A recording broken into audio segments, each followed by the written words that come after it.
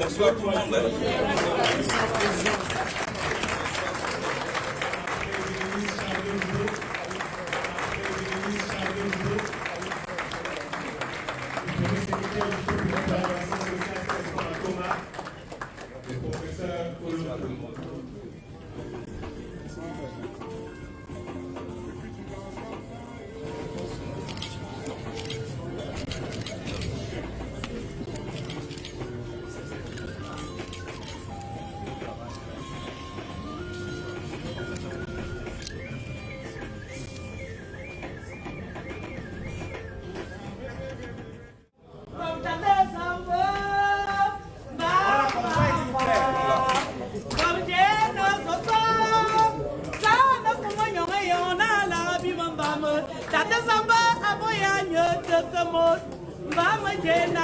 On ne peut pas dénombrer les bienfaits de l'Éternel. Car lors de ton arrestation, on a mis les genoux par terre, on a prié, on ne refuse pas la traditionnelle. Mais nous sommes très contents, les Camerounais, les mamans, nous tous, nous sommes parce que tu as été reconnaissant de passer d'abord voir nous rencontrer et dire merci, parce que vous dites souvent, après la Côte d'Ivoire, le Cameroun, c'est ta deuxième nation. C'est pour ça qu'il a dit que ce Cameroun t'appartient. Je suis venu te remettre le Cameroun avec les 10 régions, parce que c'est ton pays. Voici le Cameroun, c'est les 10 régions.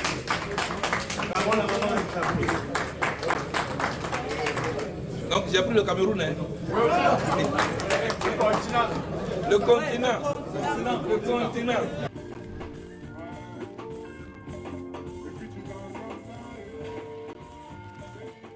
Je voudrais exprimer ma joie d'être ici, en terre camerounaise. C'est avec beaucoup d'émotion que je me retrouve devant vous ce soir. Ici au Cameroun, comme je l'avais promis quand j'étais encore à la CPI, qu'on m'avait posé la question et que j'avais répondu que le jour où je mettrais les pieds en Afrique,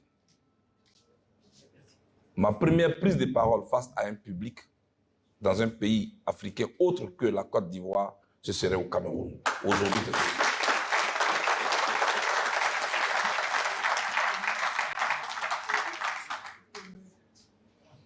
comme je l'avais écrit en 2016, après l'ouverture de mon procès, dans un livre intitulé « De l'enfer, je reviendrai ». Je n'ai pas dit « De l'enfer, je reviendrai ». Je dis « De l'enfer, je reviendrai ». C'est affirmatif. Aujourd'hui, je suis devant vous. Avant d'aborder le thème qui fait l'objet de notre rencontre de ce soir, sachez que c'est un sentiment de gratitude qui m'anime en venant ici. Mon ami et frère Matomba Espoir, qui avait participé au mini-sommet sur le panafricanisme en Côte d'Ivoire au mois de novembre dernier, accompagné de Eboutou, David, et bien d'autres camarades du Sénégal, du Togo, du Bénin et autres, je leur avais demandé de faire en sorte que je vienne ici. Devant vous, je voudrais lui dire merci. Merci d'avoir facilité pour que j'arrive ici. Je suis conscient que souvent mes déplacements dans les pays posent problème. On demande, il vient chercher quoi? Dans ce pays-ci, il vient chercher quoi? Il va dire quoi? Et ils se sont battus avec toutes les démarches administratives pour que j'arrive ici. Je voudrais vraiment lui dire merci. Chers amis, nous voulons parler de justice internationale et de l'Afrique. Je ne vais pas faire une conférence technique, c'est un échange que nous allons avoir. Partage d'expérience. Vous avez lu le traité de Rome pour certains. Vous avez entendu parler de la Cour pénale internationale pour d'autres. Moi, j'ai vu.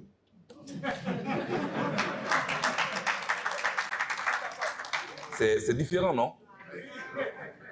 Je l'ai vu, je l'ai vécu. Et à ce micro, au lieu de m'énerver, je voudrais dire merci à ceux qui m'ont mis en prison. Ah oui, je leur dis merci de m'avoir mis en prison. Parce que toute ma jeunesse estudiantine a été agitée. Fait d'emprisonnement, réflexion, action. Réflexion, action. Quand j'ai fini mes études, je vais même à Manchester pour étudier.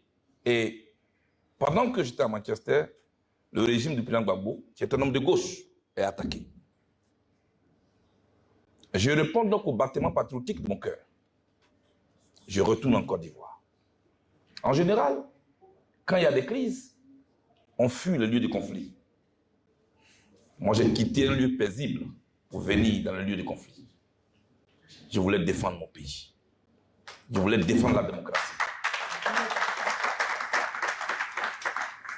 C'est ce que j'ai fait.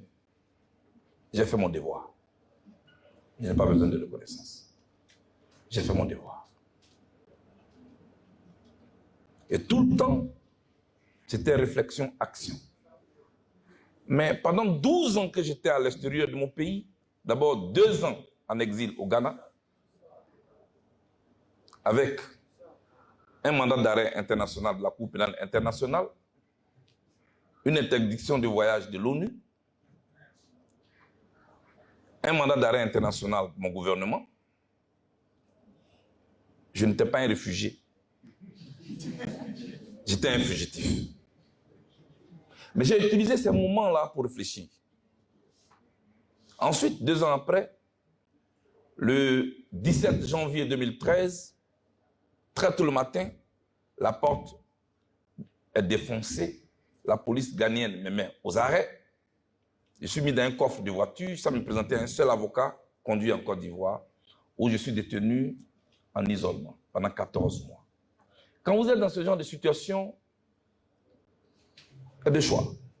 Vous jouez le pleurnichard, là que seulement il n'y aura personne pour suivre vos larmes, et vous allez être détenu dans la honte, vous allez peut-être mourir dans la honte, et votre cadavre va sentir la honte. Et cette honte, vous allez la transférer à votre progéniture. Je n'ai pas fait ce choix. Ou alors, vous utilisez ce moment pour réfléchir, pour vous projeter.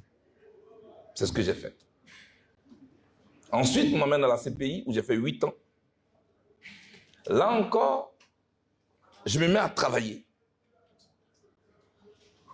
Et c'est vrai que je m'appelle Blé.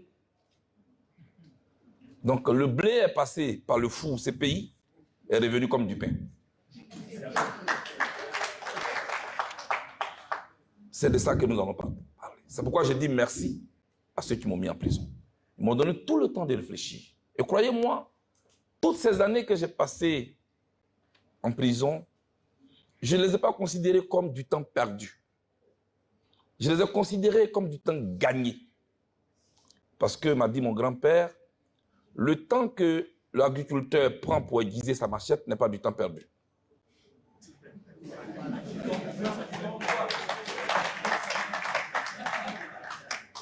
Je suis donc devant vous aujourd'hui pour parler de ce que j'ai vécu à la CPI, de ce que j'ai vu à la CPI. Comparé à ce que nous avions ensemble entendu, ce que nous avions ensemble étudié. Qu'est-ce que nous avions étudié?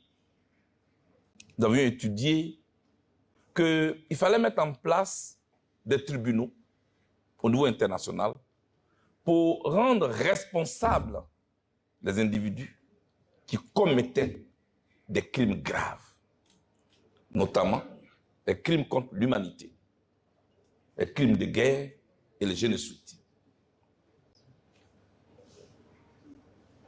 On a d'abord assisté dans un premier temps à la mise en place des tribunaux ad hoc.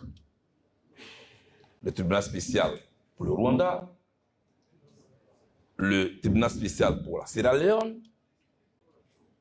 le tribunal spécial pour l'ex-Yougoslavie.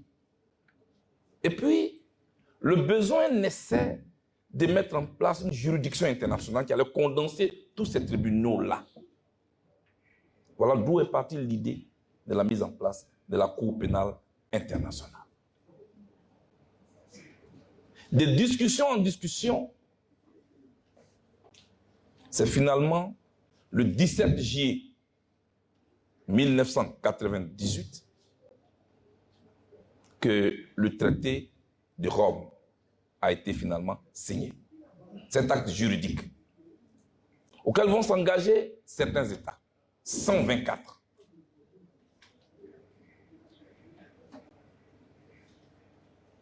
Mais c'est le 1er juillet 2002 que le traité est entré en vigueur. C'est à Rome. C'est pourquoi le document fondateur s'appelle le Statut de Rome. Le Statut de Rome, c'est le traité fondateur de la CPI, la Cour pénale internationale, qui établit les procédures, les compétences de cette Cour-là, mais la structure aussi de la Cour, sous l'égide de l'ONU. Voilà comment est née la Cour pénale internationale, qui devait juger tous ceux qui se rendaient coupables de crimes contre l'humanité, de crimes de guerre, de génocides dans le monde.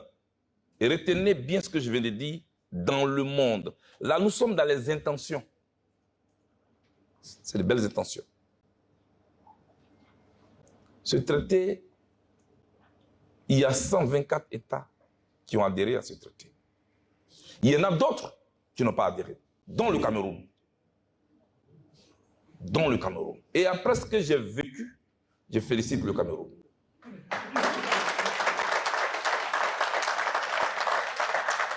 Je vous dirai tout à l'heure pourquoi. Pourquoi? Parce que même parmi les États qui ont refusé de ratifier, parce qu'il faut faire la différence entre signer le traité et ratifier le traité. La signature d'un traité renvoie à l'expression d'une intention simple qui ne vous oblige en rien. A contrario, la ratification est un engagement qui vous contraint, qui vous oblige à appliquer les décisions du traité duquel vous faites partie. On est d'accord? C'est pourquoi on les appelle les États parties. Les États-Unis n'ont pas ratifié le traité. La Russie n'a pas ratifié le traité. Le Cameroun n'a pas ratifié le traité.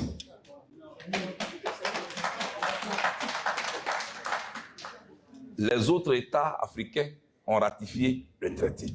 Souvent même on les appelle même pas, c'est eux-mêmes qui courent derrière les gens. Mais venez, on va ratifier aussi. Parce que pour eux, s'ils ne ratifient pas, c'est comme s'ils n'existaient pas. Mais c'est comme si on va les gronder demain matin. Mais pourquoi vous n'avez pas ratifié? Vous ne faites pas partie du monde moderne. Avant, c'était l'esclavage forcé. Maintenant, c'est l'esclavage volontaire. C'est-à-dire on ne t'appelle même pas. Toi-même, tu vas toquer à la porte. Quoi, mais je n'ai pas encore signé. Ou bien vous êtes contre moi. Voyez-vous, c'est dans cette cour-là que je suis allé. Je dis merci que j'ai été à cette cour-là. J'ai beaucoup appris. Parce que voici ce que je tiens entre les mains, c'est le statut de Rome. Voici ce que ça dit. C'est à partir de là que j'ai constaté qu'il y avait un double traitement. Et je vais partager ça avec vous pour que vous le sachiez. La justice internationale, sa mise en place a été motivée par une belle intention. Rendre responsables ceux qui commettent des crimes. Mais la question c'est pourquoi seulement l'Afrique?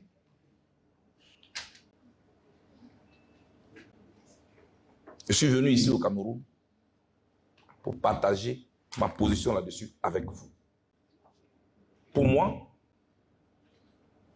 il faut que les Africains cessent d'être devant le mur des lamentations. Notre passé douloureux doit être le moteur pour que nos enfants aient un avenir meilleur.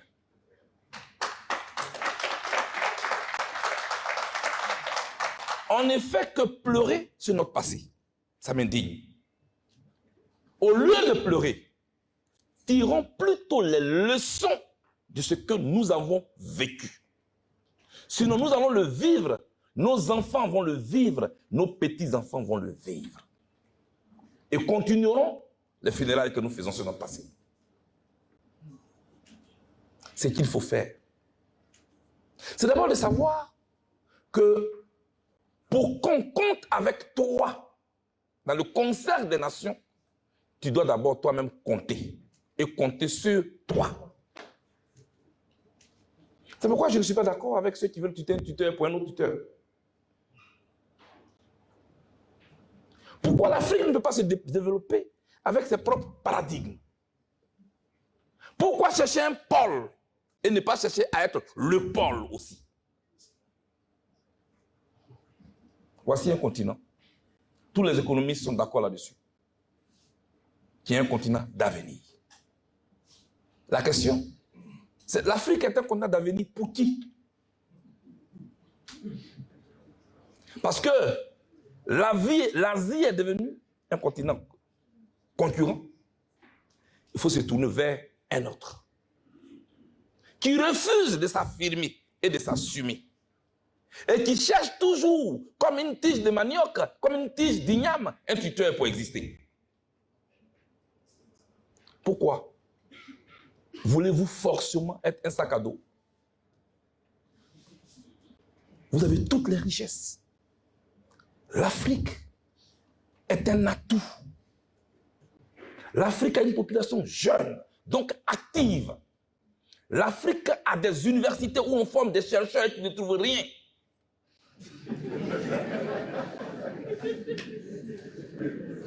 Des résultats de recherche qui n'apportent rien. Au point même que pendant la Covid, l'Afrique négocie des cache-nez. Vous avez le coton, vous avez les tissus. Pourquoi vous attendez les cache-nez de la Chine? Colonisez dans l'esprit. Personne ne vous colonise. Vous colonisez vous-même.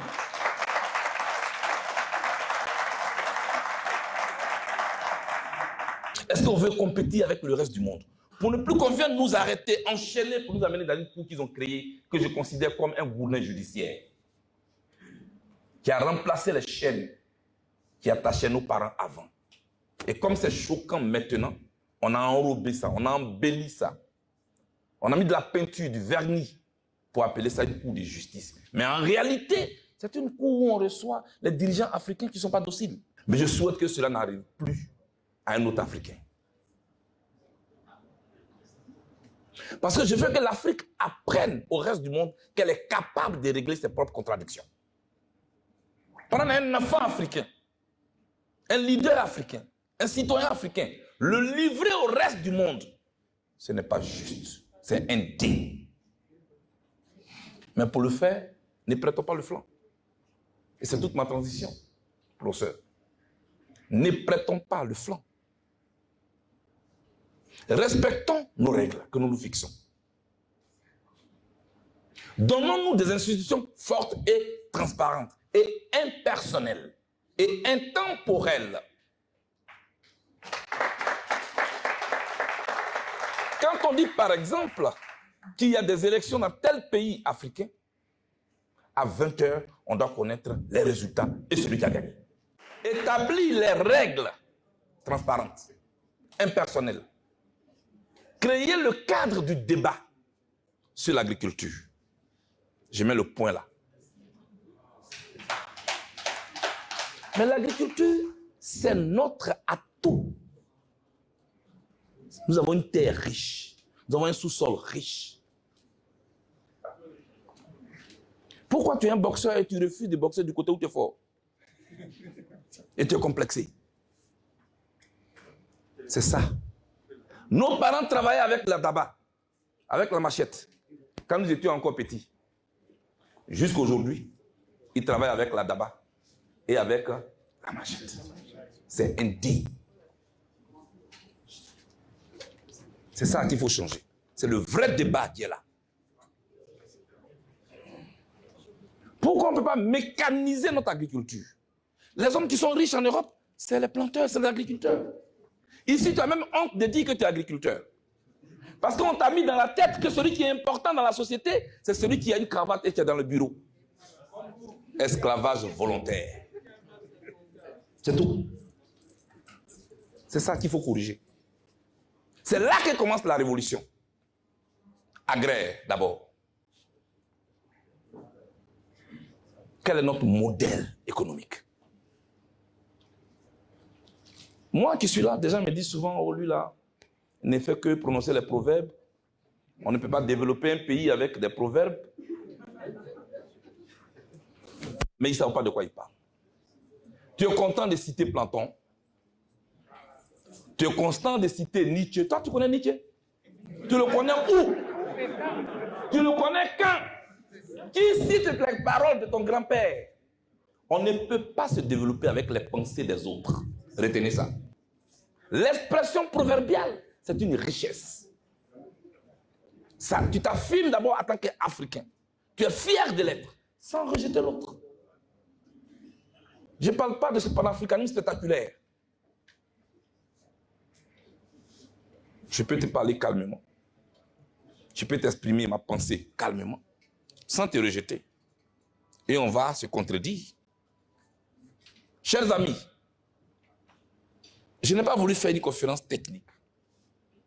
Je vais vous dire que ces gens viennent nous chercher dans nos continents parce que nous prêtons le flanc. Parce que nous leur en donnons l'occasion. Mais si nous sommes structurés, si nous sommes organisés, si ce qui concerne le Sénégal concerne le Cameroun, si ce qui concerne la Côte d'Ivoire concerne la Gambie, si ce qui concerne la RDC concerne le Ghana, comme l'Europe a créé l'espace. Je vais vous dire, l'Union européenne, c'est 700 millions d'habitants. L'Union européenne, c'est 700 millions d'habitants. Parce que c'est un marché, c'est pourquoi j'en parle. Mais c'est un marché commun. Eux, ils ont compris. Avec des règles communes. Donc, tu ne peux pas te servir de la faiblesse de l'Allemagne pour pouvoir avoir un contrat avec la France. Tu ne peux pas te servir de la faiblesse du Danemark pour avoir un contrat avec la Belgique. Ils ont compris que c'est ensemble qu'on gagne. L'Afrique, c'est 1,4 milliard d'habitants. C'est-à-dire le double de l'Europe. Qu'est-ce qu'on fait avec cette population? Qu'est-ce que le Cameroun a que la Côte d'Ivoire n'a pas? Et ils peuvent faire l'échange. J'appelle ça la complémentarité. Non, chacun va négocier pour lui. Ce grand marché, qu'est-ce que nous en faisons? Comment on fait de notre diversité une richesse? Comment on passe des Afriques à l'Afrique? Des Afriques, ça sont les spécificités au niveau local, à chaque pays du continent. L'Afrique, c'est cette entité qui est une, avec une histoire commune, avec une économie qui a les mêmes difficultés, qui a la même structure. Comment nous faisons pour passer des Afriques à l'Afrique? Voilà le défi que nous devons relever. Pour compter face au reste du monde. Ce n'est pas à nous lamentant tous les jours. Nous sommes les pourvoyeurs de la Cour pénale internationale. Et les seuls. Pendant que j'étais là, je n'ai pas vu un autre prisonnier. Voilà. Nous avons un traitement en tant qu'Africains. Au-delà du mal que ça peut faire, c'est comment nous sortons de là. C'est la responsabilité des intellectuels. C'est la responsabilité de l'élite politique. C'est aussi la responsabilité des étudiants. C'est aussi la responsabilité du peuple. Comment nous sortons de là? Pour ne plus que nous soyons les seuls prisonniers de la Cour pénale internationale. Voilà ce que je voulais partager avec vous et vous dire que de l'enfer, je suis revenu. Et cette expérience-là, je vais la partager avec tous les Africains. Passer partout pour qu'on puisse échanger. Parce que c'est en échangeant nos expériences, nos compétences, que nous pouvons mettre en place quelque chose de solide. Pas quelque chose de solide contre une autre entité, mais pour nous-mêmes. C'est comme ça que moi je fonctionne. Chers amis, voilà ce que je voulais vous dire. Je suis Charles Blé Goudé. De l'enfer, je suis revenu. Je vous remercie.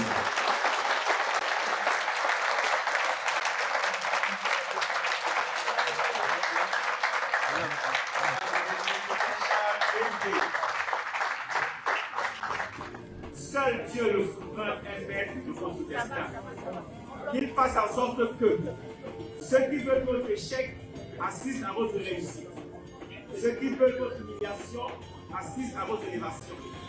Ceux qui veulent votre malheur assistent à votre bonheur. Ceux qui veulent votre pauvreté assistent à votre richesse. Ceux qui veulent votre destruction assistent à votre construction. Ceux qui veulent vous voir malade assistent à votre parfaite santé. Ceux qui veulent la division dans votre grande famille assistent à la joie, la paix et l'amour qui règnent dans vos cœurs. Amen.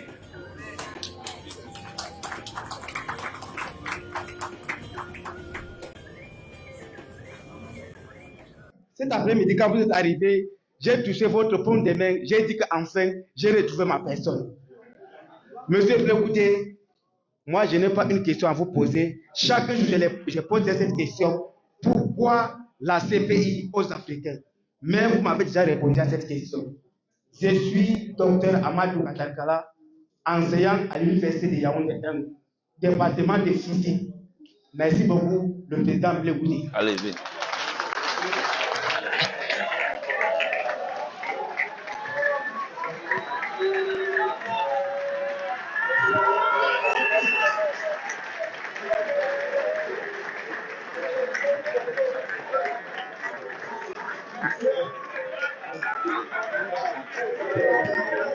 Je veux vous suivre. Je veux vous suivre. Vous êtes un exemple pour moi. Mon téléphone est rempli de vos photos. De vous à la DPI.